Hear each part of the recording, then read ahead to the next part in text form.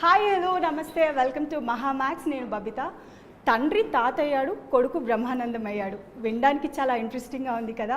Feb 14న Brahmanandam థియేటర్స్లోకి రాబోతుంది. అయితే ఆ విశేషాలు పంచుకోవడానికి మనతో పాటు మూవీ టీం ఉన్నారు.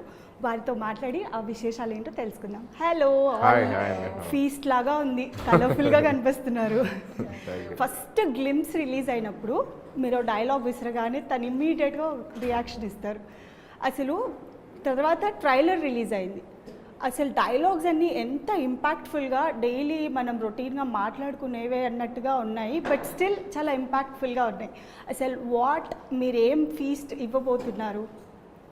ఫీస్ట్ అండ్ డెఫినెట్లీ నవ్వటం అయితే 100%. అది అర్థమవుతుంది, ట్రైలర్ చూస్తేనే అర్థమైపోయింది. మంచి ఫన్ ఫిల్డ్ బ్యూటిఫుల్ ఫిల్మ్ అండి. ఓకే, తను మీ సిస్టర్. అవును. సో ఇంకెన్ని డైలాగ్స్ ఉండబోతున్నాయి ఇలాంటివి? గ్లిమ్స్ కదా, ఒకటే వచ్చింది గ్లిమ్స్లో. ఆ ఒక్కతే అసలు ఎంత ఇంపాక్ట్ క్రియేట్ చేసిందో అసలు. సో మూవీలో ఇంకా చాలా బోల్డ్ ఉన్నాయి. సో గౌతమ్ గారు, ఇంత లాంగ్ గ్యాప్ అసలు తీసుకోవాల్సి వచ్చిందా లేకపోతే వచ్చిందా? ప్రతి ఇంటర్వ్యూలో ఇదే క్వశ్చన్తో స్టార్ట్ అవుతుంది. దట్స్ అ వెరీ అంటే important question and people wants to know ఎందుకు ఇంత గ్యాప్ వచ్చింది అనేది.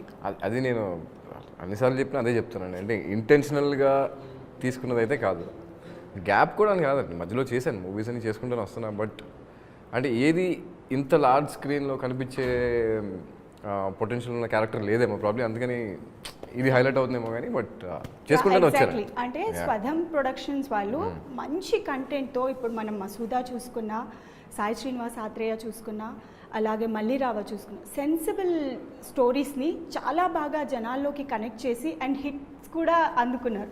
సో అది కూడా ఒక పాయింట్ అని చెప్పుకోవచ్చు. అండ్ ఫస్ట్ మీ దగ్గరికి స్టోరీ వచ్చినప్పుడు what was your first reaction?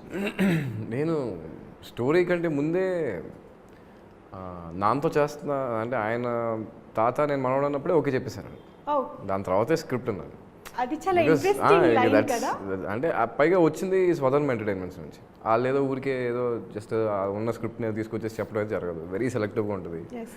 I'm sure అంటే వాళ్ళ మీద నమ్మకంతో ఇంకా అసలు ఆయనతో పాటు స్క్రీన్ స్పేస్ షేర్ చేయడం అనేసరికి ఇంకా జస్ట్ ఓకే చెప్పేసాను. ఆ తర్వాత స్క్రిప్ట్ ఉన్నాక I was like double excited.